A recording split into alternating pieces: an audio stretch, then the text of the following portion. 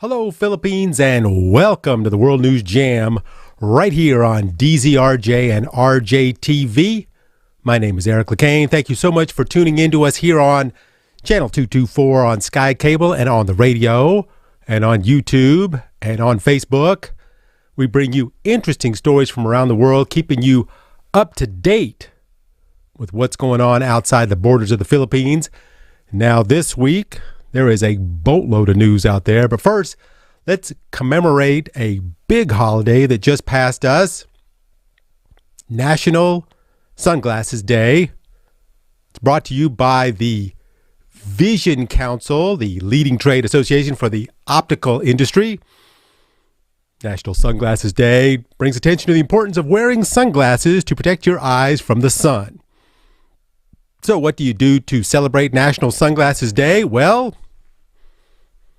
I guess you wear sunglasses. Actually, on National Sunglasses Day website, yes, it exists, they ask you to take a selfie of yourself wearing sunglasses and add the hashtag sunglasses selfie. One other interesting holiday, one that's held in the U.S., it was the 4th of July. That's when the U.S. celebrates its Independence Day. Back in 1776, on July 4th, the U.S. declared its independence from Great Britain. Actually, it was July 2nd, but the Congress unanimously adopted the Declaration of Independence on the 4th, and the 4th kind of has a better ring to it. So what do Americans do on the 4th of July? Well, they do what they do on most holidays, same as the Philippines. They eat. But since it's summertime, it's mostly geared toward barbecues with hot dogs and hamburgers. Possible trip to the beach. When I was a kid, we went to the 4th of July parade. The local high school band would march along the street. The school baton twirlers would twirl. There were floats draped with lots of U.S. flags, followed up by the local fire engines and the mayor riding behind the police brigade waving his hand. Oh, and I almost forgot the candy. Someone's always throwing out candy from those floats. But the best part came later during the fireworks at the rec center. We would head out to a big field, the rec center, and at that time the fireworks were just awesome. Now today it'd be kind of lame, but back then, especially if you were a little kid, well, it was awesome. Also, somewhere during the evening, we would light a sparkler, try to burn each other with them. Yeah, that's what we did back then, but oh, how things have changed. This week in a suburb of Chicago, they were doing pretty much exactly the same thing we did in our town. They had a big parade with marching band and stuff. Things are different now than they were when I was a kid. Now, anytime, anywhere, you need to listen for those two words that have become all too common in the U.S. Active shooter. In Highland Park, just outside Chicago, during the 4th of July parade, all of a sudden there was a popping sound. Most people just laughed and thought it was some yahoos there shooting off some fireworks. But then the pops started increasing, and someone screams. Then all of a once, everyone in the crowd realizes, oh, it's gunshots. During this heavily crowded parade full of kids, someone decided that would be the day that they were going to take a ladder into an alleyway, climb up on the roof of a building overlooking the street, take a high-powered semi-automatic rifle, and start shooting into the crowd. As you could imagine, things immediately turned into pandemonium. People grabbed babies out of their strollers and began to run. People pushing and shoving as parents screaming for their kids. Then you start to see those scenes that, well, most of the TV stations try to hide. People bleeding, tripping over each other. I would say, oh, it was horrible. I can't believe that this happened on the 4th of July. But it's not really a surprise, is it? I mean, every month, every week, every day, someone is shot in the U.S. by a gun. And even though this shooting falls into the category of a mass shooting, because as of now, 7 people were killed and 36 injured, Just another regular occurrence in the U.S. I mean, didn't we just report a few weeks ago there were 19 school children and 2 teachers killed in Texas? And just before that, 10 people were killed in a New York grocery store. Just to keep you up to date, with a few hours after that parade shooting, 2 police officers were shot at a 4th of July concert. That was in Philadelphia.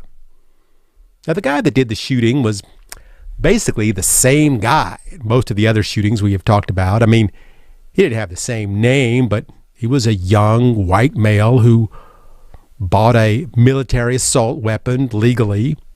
He had passed all the background checks available, even though, like most shooters, had given us all the warning signs that he was about to do something really bad. For one, he had already had a run-in with the police. He had threatened to kill everyone in his family. However, the family did not want to file a complaint. He talked about committing suicide, had a collection of knives. He had purchased 5 guns, including rifles, pistols, a shotgun, and passed 4 background checks to get all of them. At the time, he was under 21, which in the state of Illinois, you must be over 21 to purchase weapons, but his father sponsored the purchase. Anyway, the young man found a ladder that he used to climb up on the roof to get a good shooting angle. He dressed up like a little girl so that he had a better chance to escape. So once on the roof, he loaded up his rifle with 2 30-shot clips, and according to him, looked down his sight, aimed, and opened fire. After unloading 2 30-shot clips, he reloaded and continued to shoot. He climbed from the roof, ditched the rifle, and blended in with the crowd. He then got in his mother's car and drove to Wisconsin with another rifle, looking for another 4th of July parade to shoot up. He found one, but before he could get set up, the police caught him. So I guess the question is, did no one see this coming? Now, the state of Illinois has what's called red flag laws, where if a person shows the possibility of being a danger to people or themselves, they can be flagged, cannot buy a weapon. When the police came to his house in 2019 because he threatened to kill his entire family, they confiscated 16 knives, a dagger, a sword, all these things from his room, but no red flag was given. It turns when he went to a synagogue during Passover, didn't go there to pray, but to check out the place as if he was planning to return. But he was not arrested, no red flag. But the fascinating thing about this kid was what he posted online. He was absolutely infatuated with violence. He posted crude drawings of what looks like him killing people with a military-style rifle. There are pictures of him with a Trump flag across his shoulder, and pictures of him at a Trump rally, a video of him waiting for Trump to land at an airport. But the investigation so far has yet to put him in the category of being a right-wing extremist Trumper. But the interesting thing is, with all these things, another young white man has fallen through the cracks and has found his way to his own gun. There are talks of possibly charging the father with a crime, such as like what they did with the Michigan father whose 15-year-old son killed 4 students with one of his father's guns. And yes, it was very irresponsible of the man's father to sponsor his son to buy guns like that, especially knowing his son's frame of mind. I mean, when he bought the weapons, what did his father think he was going to do with them? In any case, all I can say about this is, if the gun wasn't available, all he could have done was thought about killing people. He could have planned it out perfectly, posted all his intentions. However, if he wasn't able to buy all those guns, he wouldn't have been able to do it, would he? I mean, he wasn't a hunter. He wasn't a sports shooter. He wasn't a military person. He wasn't a police. He was a young white kid that drew pictures showing himself killing people with a rifle. Seems to me, there's your answer. There's so many mentally disturbed people. There's no way they could flag them all. I mean, this guy had many flags. Maybe instead of trying to decide you shouldn't have a military weapon, maybe that we shouldn't have that many military weapons. I don't know. There's a thought. This is the World News Jam on DZRJ and RJTV, bringing you the most interesting stories around the world. Now, for some sad news out of Japan. As many of you have already heard, the now former Prime Minister Shinzo Abe was shot and killed while giving a campaign speech outside of a train station. He was a good friend of the Philippines and a longtime ally to the United States, but I guess the first question most people would have is, how and why was the longest-serving Prime Minister of Japan assassinated in broad daylight? First of all, he was shot in a country where you cannot buy a gun. In fact, that's why we never hear about people being shot there, is because no one has a gun. Turns out the assassin did not buy his gun because you can't. Instead, he made it himself. It appears to be made with metal pipes and black duct tape. Almost looks like a sawed-off shotgun with a homemade pistol grip. Suspect, who had to get very close to Abe in order to fire such a weapon, lived very close to the train station where Abe was giving his speech. When they searched his one-room apartment, it turns out he had other homemade guns he seemed to be currently working on. Turns out that the gunman was actually behind Abe when Abe raised his left arm to make a point in the speech, and that's when the gunman fired. 2 shots, one to the neck, which severed an artery, and one to the chest, going directly into the heart. Abe almost immediately stopped breathing. They flew him to the hospital anyway, but they were never able to restart his breathing. They administered 100 units of blood over a 4-hour period, but there was just too much damage. I guess one of the biggest questions is why? Why was one of the most loved leaders in the world killed like this? The man, he worked at one point at the Japanese Maritime Self-Defense Forces, but currently was unemployed. Now, of course, the man had been planning this. He knew where Abe would be because Abe was campaigning for the Liberal Party, as they are currently in an election period. However, the man claimed that he had nothing to do with politics, that he was not political at all. He had a grudge against an organization, and he believed that Abe was part of that organization. Still unknown if this organization even exists, or if any of this is true. But this would be the first time a leader was assassinated in Japan since 1936 during the government coup attempt. People are asking, how could a gunman with so large a firearm in his hand get so close to the ex-prime minister? Don't they have Secret Service there to protect him? The answer is yes. They have Secret Service. They were there. However, in Japan, politicians can get very close to crowds because there's no guns in Japan. Most of the time, politicians don't even have to worry much about getting shot. Japan prides itself on how orderly and open their democracy is. Something like this never comes in the mind of people there. There's more chance of getting killed by a samurai sword than a gun in Japan, as like what happened in 1960 when the head of the Japanese Socialist Party was skewered by a young kid with a samurai sword. But whatever the reason ends up being, in the end, it's a tragedy for the people of Japan. Abe was a very well-liked leader, which honestly, you don't see very much lately. He was not voted out of office or resigned due to some scandal.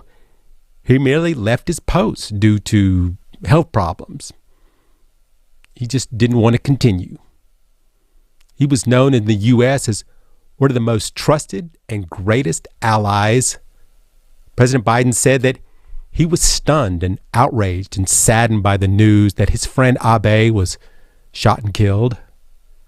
He said, "This is a tragedy for Japan and for all that knew him. He was a champion of the alliance between our nations and a friend between our people." Abe first took office in 2006 as the youngest prime minister since World War II. He had to quit soon after because of health reasons, but then he came back in 2012, winning 3 elections in a row in landslide victories. He built up his military and sought to change the law that allowed Japanese troops to fight overseas and assist other countries that were under attack. In doing so, he tried to change the appearance of Japan and its memory of the brutality of World War II.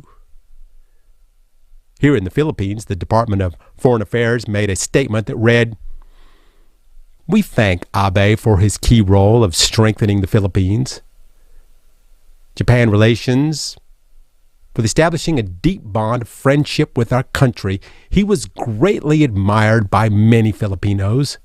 If you remember, Duterte called him a true friend, closer than a brother, for him and the Filipino people." Japan invested over $34 million to the Philippines since 1966 and was one of the largest investors of the Philippines in 2020.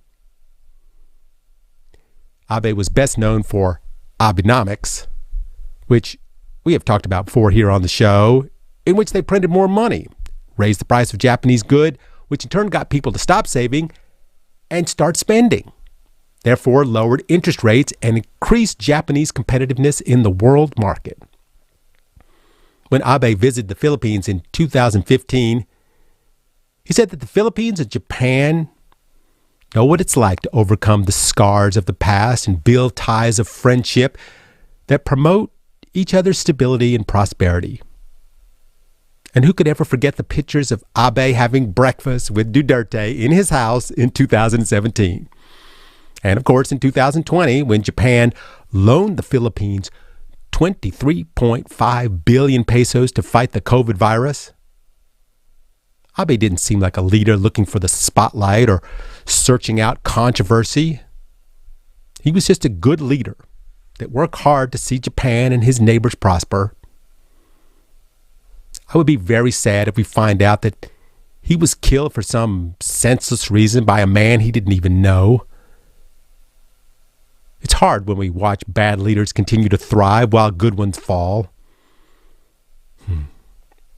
Shinzo Abe seemed to me like one of the good ones. Dead at 67. And we will mourn his loss. This is Eric Lecain on the World News Jam on RJTV and DZRJ. Now, I know you're asking, when am I going to talk about the latest goings-ons of the January 6 hearings? Well, this past week, it was just riveting. I know I use that word too much, but it was so awesome or horrible, depending on whose side you're on. Just seems that every week, just seems like Game of Thrones. There's a new character, someone we never heard of, who comes and turns the whole hearing on its head. This past week, the hearing was no exception, introducing Cassidy Hutchinson, the latest bombshell in the investigation into Donald Trump's role in the attack on the Capitol. So, who is she? Well, she's what you might call a fly on the wall. She's a former aide to Mark Meadows, the chief of staff to the president, Donald Trump. Somehow, we knew this was coming.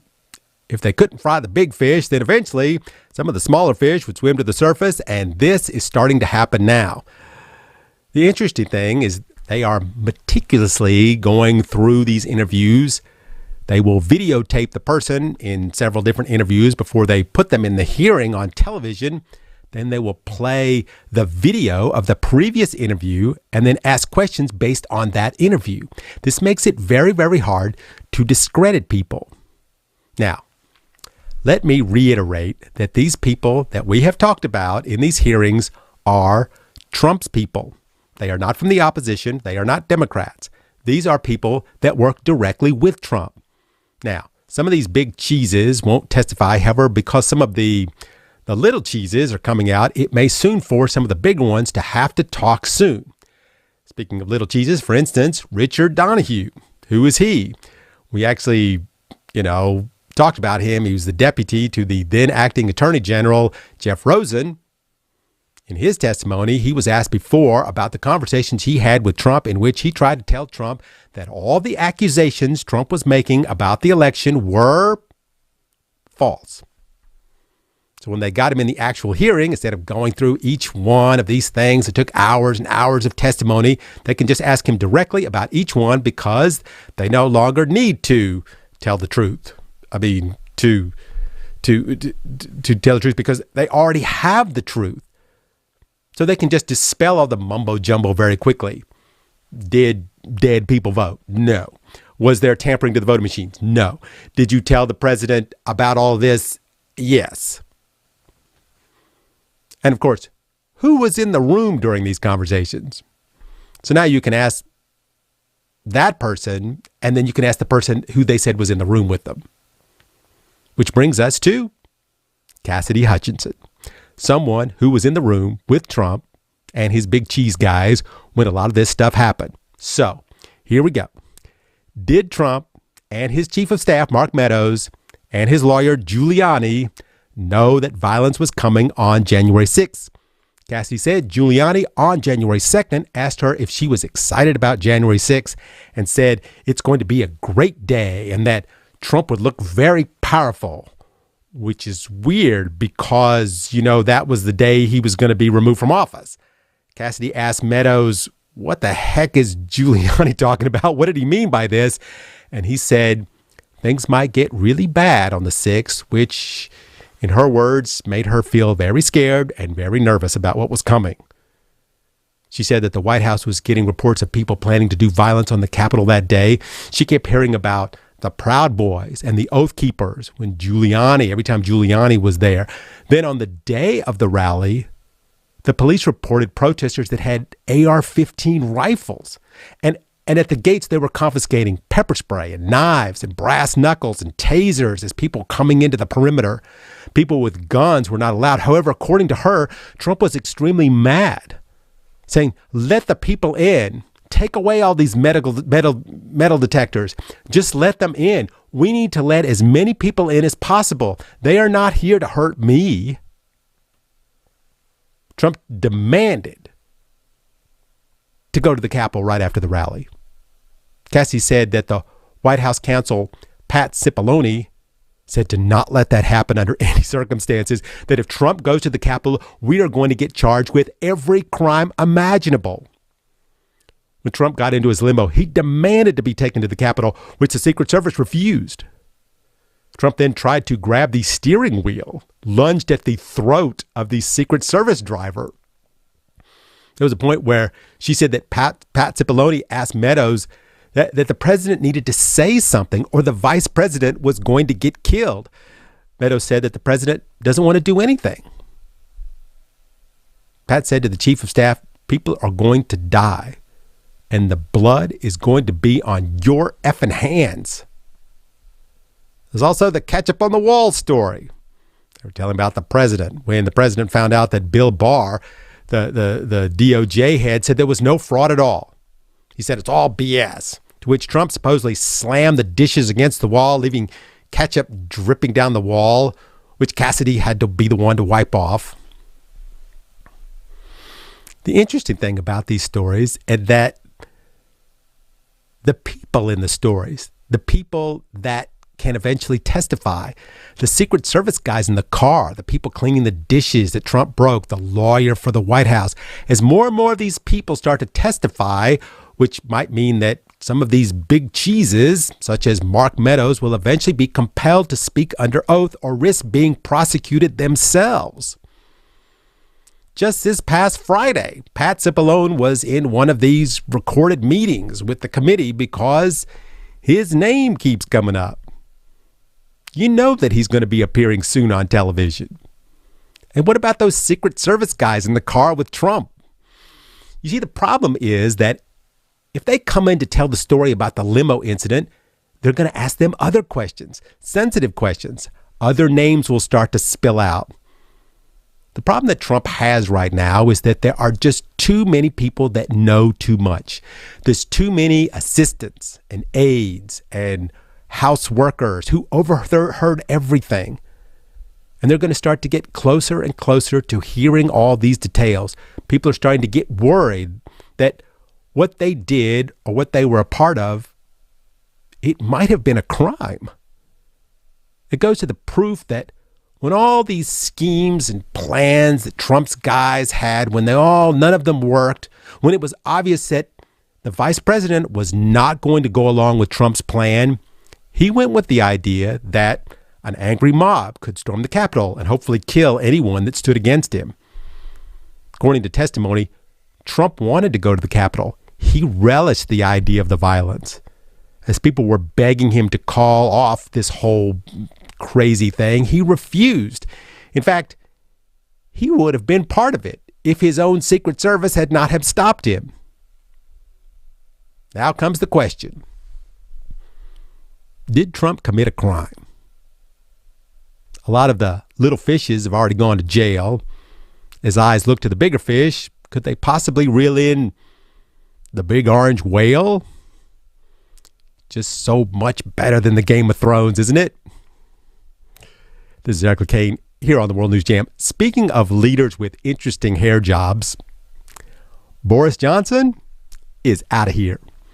We discussed him recently when he narrowly survived that vote of no confidence a few months back. I pointed out then that Theresa May and Tony Blair also won their vote of no confidence by bigger margins than Boris Johnson did, yet they were both forced to resign. That's the problem there in England. If your own party doesn't like you, you're in trouble. Currently seems like they hate Boris Johnson, as does most of the people in the UK. So he's out. Finally, they forced him to resign. Now, during his resignation speech, in the background, you could hear the Bay City Rollers song, Bye Bye Baby, except the lyrics were changed to Bye Bye Boris. But this is the way of the super conservative right-wing politicians. People vote for them. Then after a time, they're like, oh my God, what did we do? So, as they do in the UK, to get rid of a prime minister, politicians with the majority party begin resigning. And this is what happened this time, as it looks as if Boris was going to be left with no one. Once the dam cracked, well, the floodgates just opened. Even his own ministers that he appointed himself turned against him. Remember, this is not the people in the UK that decide the prime minister. It's the ruling party that picks the leader. Unlike America, where the president can have scandal after scandal and be unpopular with the people and still stay in, it doesn't work that way in England. The first problem with Boris was Partygate, which we talked about on the show quite a bit. It was against the law to go to parties during the lockdown. Boris not only went to parties, he kind of had parties himself and kind of had one the night before the funeral of Prince Philip, where the Queen had to sit alone because of the social distancing laws that were put in place by Boris's government. Then he lied. Then he got caught, et cetera, et cetera. He assigned a party whip to manage the conservative votes in Parliament, but this guy had a big problem with his sexual behavior. Well, that didn't fly very well with the super conservatives there in the UK. The problem was that the conservatives want to hold on to power, and with Johnson in there, there is no good chance that they could probably get, there's a good chance that they're going to get voted out, probably lose the majority. But Boris had said, if you remember, nothing will force me to resign. He said that he could hold it together and the UK would continue to prosper with him in charge. Even with so much pressure, he refused to resign. So they began to resign themselves, citing Johnson's lack of integrity, among other things. Boris tried to quickly refill the seats with loyalists, but like I said, when the floodgates open, even old Boris could not stop the onslaught. So, man, he quit. There was no way to fill the slots, and his power slowly started to disappear. So Johnson reluctantly resigned. However, he did say that while they were attempting to pick another prime minister, he would stay on and run things. Of course, many have already objected to that. Most likely they will turn the seat over to a caretaker, most likely the first secretary, then start the arduous task of choosing the next leader. The vote to pick the new parliament, when is that? Not going to happen until 2024. So for now, England is stuck with the Conservative Party. So in any case, Boris is out. No more funny hair jokes. In his final speech, Boris said, "I want you to know how sad I am at giving up the best job in the world, but them's the breaks." This is Eric Lecain here on the World News Jam on DZR, DZRJ, and RJTV. Watch us on Sky Cable, channel 224. She's a 6', 9" tall, 205-pound woman with a size 17" shoe. She's Brittney Griner, one of the tallest, most dominating basketball players in the world. She was a gold medalist in the Olympics with Team USA, 2 times gold medalist in women's basketball at the World Championships. She has 658 blocks in the WNBA and averages 21 points per game. And currently, she's looking at 10 years in a Russian prison for drug possession. Yes, whether you carry an entire bag of cocaine or you accidentally pack some cannabis oil in your vaping cartridges, you're going to prison. Especially if you are a top athlete in the U.S. Back in February, Brittney was going through the airport when they found oil in her vape cartridges that is derived from cannabis, which is what marijuana is made from. This happened just in the midst of the invasion of Ukraine, which the U.S. has been heavily involved in. So why on earth would she even be in Russia, especially in the middle of a war? Well, money. You see, even though she is a superstar player in the WNBA, the women in the U.S., only make a fraction of what the men make. The average income of the WNBA players is around $130,000 a season. So during the offseason, many players, they flock to other countries to play in their leagues, in which they earn millions. This is what she was doing there, even though several American players opted not to go to Russia or even attempt to return from Russia because of the fact that Russia was currently at war with Ukraine. And the U.S. government was going hard on those sanctions there. And with all this going on, honestly, you don't want to go through security at the Russian airport.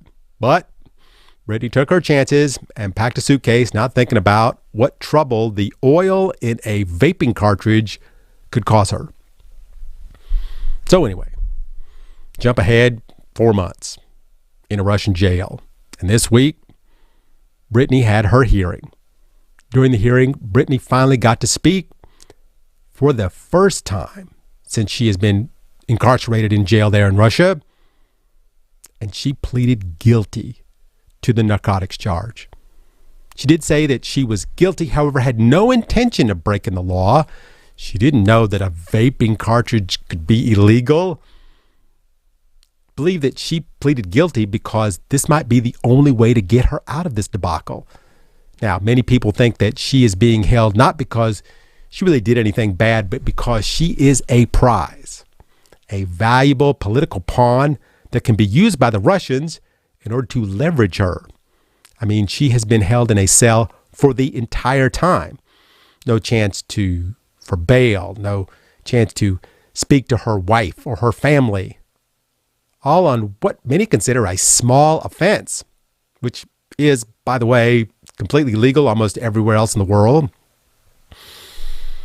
Many are calling her detainment an international illegal act, but the Russian authorities are saying they have every legal right to hold her.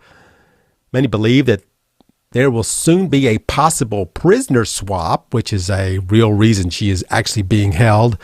The swap would be for an illegal arms dealer being held in the U.S. whose nickname is the Merchant of Death, and who is a close friend of Vladimir Putin. But the Russians say there will be no deals made until the trial is over and the sentence is handed down. Now, if you remember, American Trevor Reed was in prison for 3 years after being sentenced for 9 years for a supposed altercation with the Russian police officers. He was swapped for a Russian prisoner who, ironically, is a drug smuggler. I mean, not a small amount of drugs found in his suitcase, but a pilot who smuggled large amounts of cocaine into the U.S. In any case, it may be a while before Brittany's gets negotiated for, if at all. Right now, there's a lot of Russians being held in the U.S. for various crimes, so it could be a good time for Russia to start harvesting as many political prisoners as they can get their hands on. So if you're an American and you need to go somewhere, I would currently not suggest Russia. Remember, the Russia legal system is not like some in the Western world. Basically, if you're a near 6'9" woman basketball star, they are not going to let you go so easily. And this brings the subject of something else that used to be, but is not now. If you're a major sports star and you are traveling to a country which may be at odds with your country, are you going to be safe anymore? Do sports people need to be worried now, being in another country and all of a sudden being accused of, spying or crimes because they can be used by the government as big leverage? Just an interesting thought. There's another interesting point that's been part of a lot of discussions. The fact that Brittany is a woman and she's black and she's a lesbian. So why is that such a big deal? People are complaining that if this was an NFL quarterback, these players are men and for the most part white, the U.S. would have already acquired their release. It would have been the lead story on the news every night, and senators and congressmen and the president would have fiercely spoken out and forced the hand of Russia to bring them back. But because Brittany is a black lesbian woman, it's easier to brush it aside because people just don't care that much. It's kind of true, I guess. You can imagine LeBron James was jailed in Russia for the same offense. Oh my goodness, the world would be going into a tizzy. So again, if you are a massive sports star from the U.S. and you're going to Russia, don't bring anything except your jersey and your rubber shoes. Or maybe don't go there at all. Speaking about being in a tizzy, let's stay on the same subject of sports. I'm going to talk a little bit about skateboarding news. When I was a kid, I loved to ride on a skateboard. I remember the day I did a 360. Now, these days, a 360 has a whole new meaning. But back then, all you had to do was jack up your board on the back wheels and spin around one time. That was a 360. I did it once and never again. But I talked about it for years. At the same time, at that time in my life, girls were not skateboarding very much. In fact, I never remember ever seeing a girl on a skateboard. Oh, but now, girls are on boards everywhere. It's even an Olympic sport for girls. I watch it on TV, and it's amazing. Now, they are not as good as boy skateboarders, but it's still really amazing. Which brings me to the New York Skateboarding Board Open Championships. Lots of incredible boarders in both the men's category and the women's. Now, the average age of the top competitors in the women is around 12. The top finishers were ages 12, 10, 13, and 16. But the most interesting thing is the person who came in first place. She was 29 years old. And, well, she was not always a girl. Yes, the winner who crushed all these young girls at the competition was a 29-year-old transgender woman. Yes, a transgender who, until 2 years ago, was a man. An ex-Navy officer with 3 children from a woman that he was married to. Her story is that after cross-dressing for years, he finally realized that he was a she and decided to transition to a woman. Just so happens that he was a really good skateboarder as a man and wanted to continue skateboarding. He claims that skateboarding is about determination, not physical strength. This is a sport about skill, not power, and that he has no advantage over girls. The transgender man said, "Just look at me. I'm not buff or anything. I don't work out. I just skateboard." But his young female competitors have a different perspective. It seems this is an ongoing issue in skateboarding for women, especially now that the prize money is rising.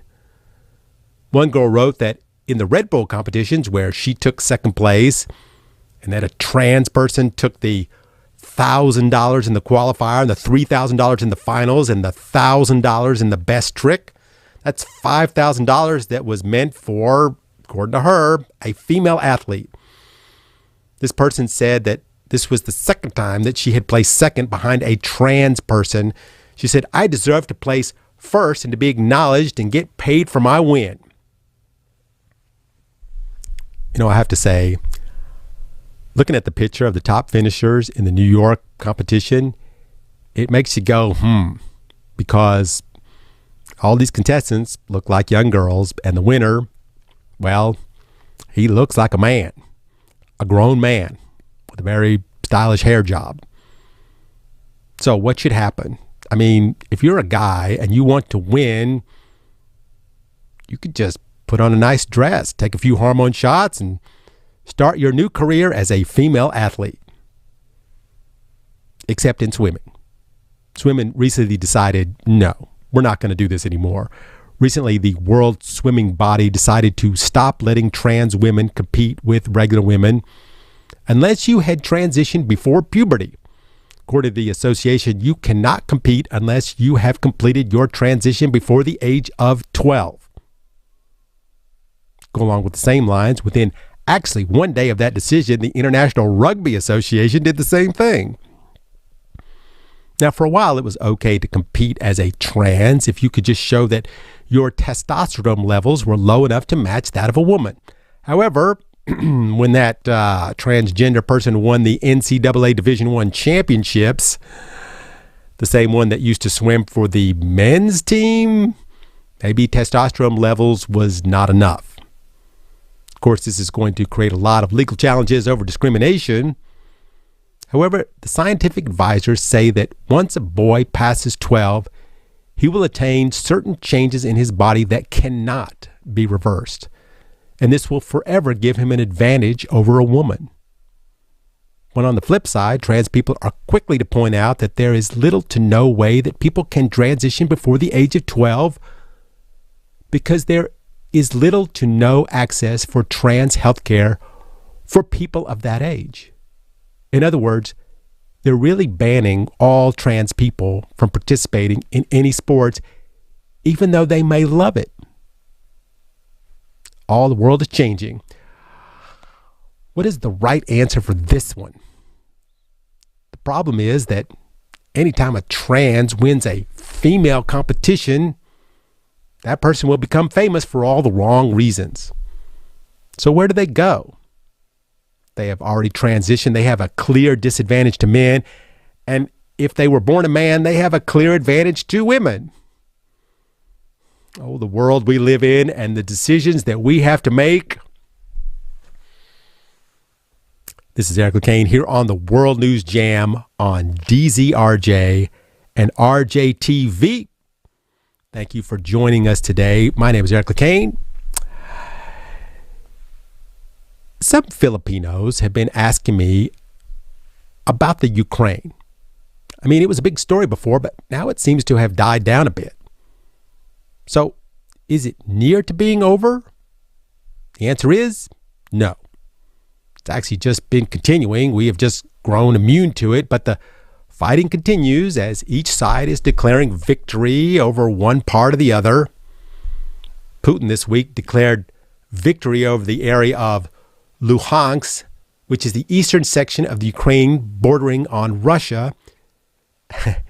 It was reported from the International Space Station in which the Russian cosmonauts held up the Luhansk and the Donetsk flag to proclaim Russian victory. So if you thought there was no politics in the vast cold darkness of space, well, you would be wrong.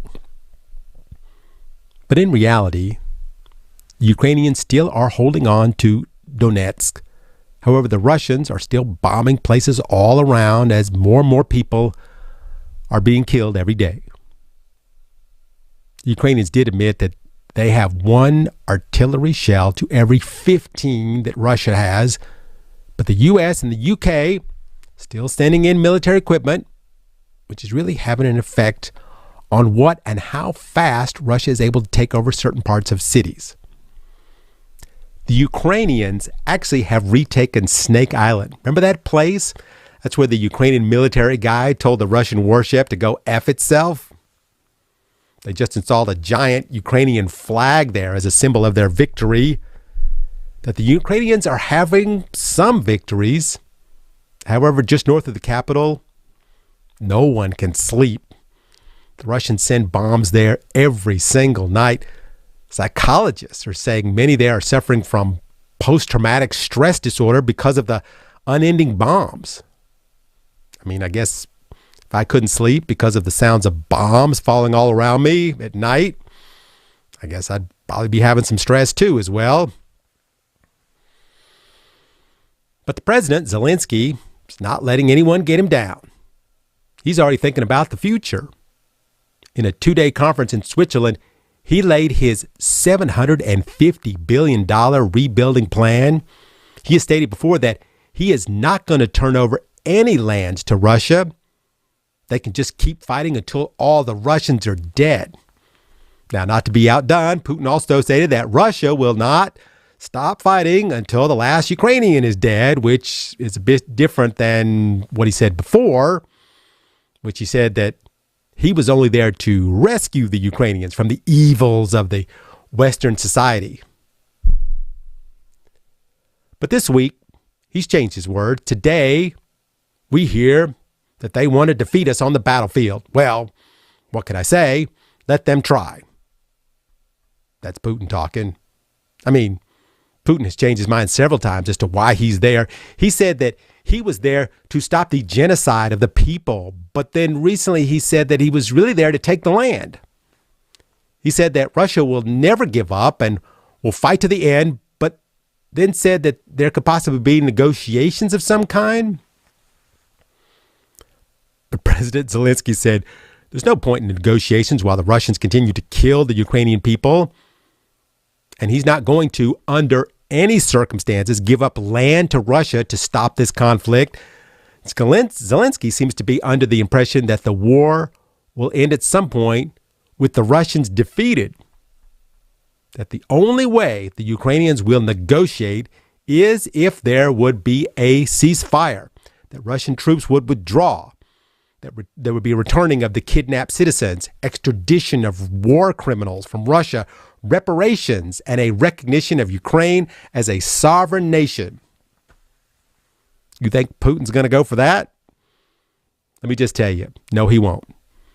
One thing that Zelensky is asking for that Putin has no control of is that he's asking for all the real estate and yachts and massive bank accounts that have been confiscated by the Western countries, that they all be turned over to the Ukrainians. He said the Russian authorities unleashed this bloody war. They caused this massive destruction. They should be held accountable for it. In other words, they should be the ones to pay. I guess that seems fair. In a related story, so in the middle of all this, some are trying to take full advantage of the war. The Ukrainians authorities have uncovered a huge sex trafficking ring going on there. Because of the war, many have lost their jobs, and finding food and shelter away from the Russian bombs dropping is sometimes very hard, especially if you are a young woman or a single mother. There are offers of coming to work in Turkey, that you can make big money working there in an office or healthcare job. But once they get to their destination, they find that they are prostitutes and will be working to pay off their debt to the one who brought them there. Anyway, the Ukrainians have arrested a 31-year-old man, which was the ringleader in this scam. He would lure women into with a Telegram channel on the internet and feed them all kinds of stories of way that they can have a better life outside the Ukraine, away from the war. So besides dealing with bombs, they are also dealing with illegal prostitution rings right now.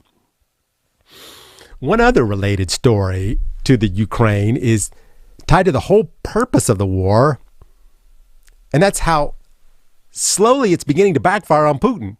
Remember before we discussed on how Russia really wanted to take over the Ukraine because they didn't want the Ukraine to join up with the EU, that Putin still believes that the Ukraine is part of Russia and he doesn't want NATO or the EU on his border? Well, then a few months ago, we talked about it here on the show about how Sweden and Finland have a much larger border to Russia than the Ukraine. And they've gotten a bit worried about the Russian invasion and thought, maybe we should join up with NATO. I mean, what if Russia decided to invade us?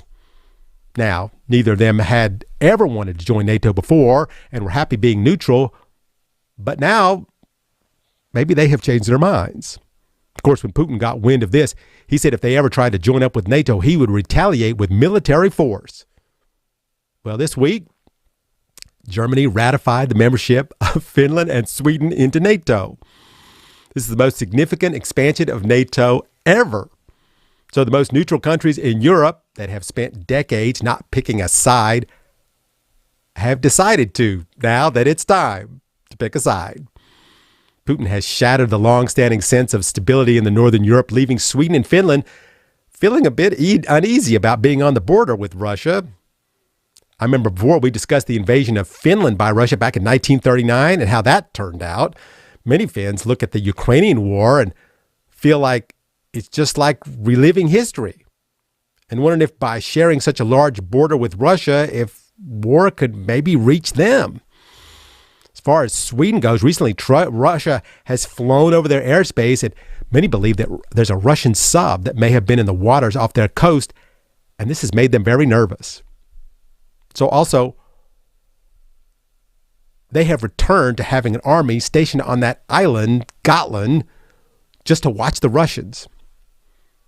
So as Russia invades to stop NATO, in turn, they have ended up causing NATO to expand. Now, Sweden and Finland have the protection of nuclear-capable countries. So if Russia attacks either of their northern countries, they will attack the entire NATO alliance. Now, what will this do? Well, Putin has said that if they do this, he will be forced to retaliate because this is a provocation of war. I'm assuming that what Russia probably will do is not send in troops to Finland or Sweden. However, most likely he will point some of his nuclear arsenal right at them. They will probably add the two countries to their continuous onslaught of cyber attacks and probably do flybys into their airspace from time to time. But what this has really done is create a huge problem for Russia. If NATO wanted to, they could now put artillery along the Finland border, which is extremely vast. I'm not sure what Putin was thinking by making all these threats, but one thing is for sure, he has single-handedly made Russia more vulnerable to attack. Let's see if this will get any more worse than it already is. This is Eric Lecain here on the World News Jam on DZRJ and RJTV. Thank you so much for spending your Sunday evening with us here. We will be back next week. More interesting stories, things going on around the world, things that are outside the borders of the Philippines, things that you might be interested in. So please join us then. So for now, take care out there, be safe, and we'll see you then.